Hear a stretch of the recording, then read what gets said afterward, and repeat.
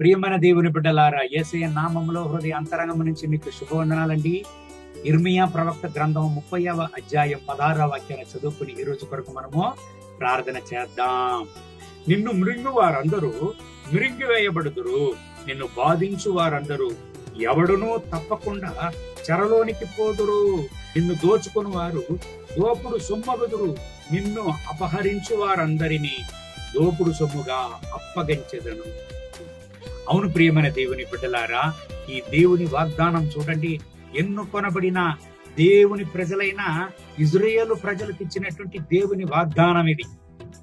శత్రువుల చేత హీనంగా ఎంచబడి, ఎగతాళి చేయబడి, తక్కువగా అంచనా వేయబడిన పరిస్థితిలో దేవుని ప్రజలైన ఇజ్రాయేలు ప్రజలను దేవుడు ఇక్కడ బలపరుస్తున్నాడు. నిన్ను మృంగు వారందరూ మృంగు వేయబడుదురు అని దేవుడు వాగ్దానం చేస్తున్నాడు. నిన్ను అపహరించు వారందరినీ దోపుడు సొమ్ముగా నేను అప్పగించదనని దేవుడు వాగ్దానం చేస్తున్నాడు. ఈనాటికి ఈ దేవుని వాగ్దానం ఇజ్రాయేలు ప్రజలకు వర్ధిల్లుచున్నది.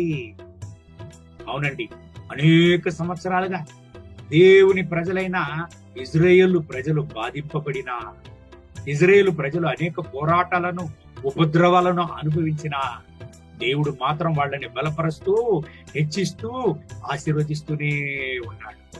2వ ప్రపంచ యుద్ధములో హిట్లరు 60 లక్షల మందిని చంపేశాడంట.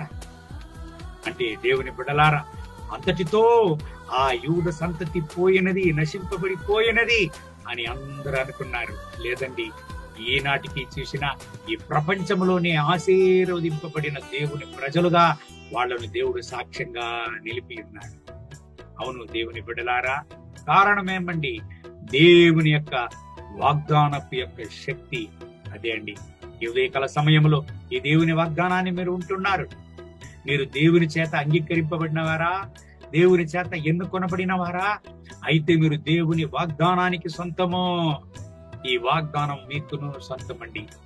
మిమ్మల్ని సంహరింపబడువారు సంహరింపబడుదురు, మిమ్మల్ని మృంగజూడువారు మృంగివేయబడుదురు. దేవుడు మిమ్మల్ని చేయవదలడండి. ఆపదల నుంచి, పోరాటాల నుంచి, బాధల నుంచి, వేదనల నుంచి, వ్యాధి నుంచి, అప్పుల నుంచి, మరణము నుంచి దేవుడు మిమ్మల్ని కాపాడును. ఇజ్రాయేలు దేవుడు కునుకడు, నిద్రపోడంట. ఏం చేస్తాడండి ఆయన? దేవుని బిడ్డలను కాపాడడమే ఆయన పని. ఈనాటికి నిన్ను కాపాడుతున్నాడు, నీ కుటుంబాన్ని కాపాడుతున్నాడు. అందుకే ఎన్ని మెట్టా పల్లాలు నీ జీవితంలో వచ్చినా ఆయన మాత్రం నిన్ను చేయవదలేదు. దేవుని బిడ్డలారా, చోలిపోవద్దు. ఎటువంటి పరిస్థితి వచ్చినా నిన్ను దేవుడు చేయవదలడు. ఎటువంటి పోరాటం వచ్చినా దేవుడు నిన్ను చేయవదలడు. నీ తోగుడు ఉండును, నిన్ను కాపాడును, నిన్ను ఆశీర్వదించును, నిన్ను హెచ్చించును, జీవంగల సాక్ష్యంగా నిన్ను నిలుపును. ఈ దేవుని వాగ్దానం ప్రకారం మిమ్మల్ని ఆశీర్వదించి ఈ రోజంతా ఆయన నడుపును గాక. కళ్ళు మూసి ప్రార్థన చేద్దామా? మహోన్నతమైన ప్రభువా, ఈ ఉదయకాల సమయంలో నాతో ఏకీభించి ప్రార్థన చేసి ఈ దేవుని బిడ్డల కొరకు ప్రార్థన చేస్తున్నాను. వీళ్ళను ఆశీర్వదించండి, రక్తపోట్లో దాచుకోండి, వీళ్ళను దీవించండి నాయనా. మీ మహోన్నతమైన ప్రసన్నత వీళ్ళపై దిగివచ్చును కాక. నాయనా, వీళ్ళు వెళ్ళు మార్గము ఎటువంటి పోరాటం ఉండినా, ఎటువంటి ఆపదలు విపదలు ఉండినా ఈ బిడ్డల్ని కాపాడండి. వీళ్ళ జీవిత ప్రయాణంలో వీళ్ళు చోలిపోక, వెనుదిరిగిపోక, మీ కొరకే గొప్ప జీవంగల సాక్ష్యంగా నిలిచే దేవుని బిడ్డలుగా వీళ్ళను బలపరచండి, దృఢపరచండి. నా రక్షక, ఇర్మియా 30వ అధ్యాయం 16వ వాక్యం ప్రకారం వీళ్ళను కాపాడండి నాయన. రక్తపు కోటలో దాచుకోండి, మీ ప్రసన్నతతో నింపి నడపండి. మహిమ ఘనత స్తుతి మీకే. యేసయ్య నామములో వేడుకుంటున్నాం మా ప్రియ పరలోకపు తండ్రి. ఆమేన్, ఆమేన్.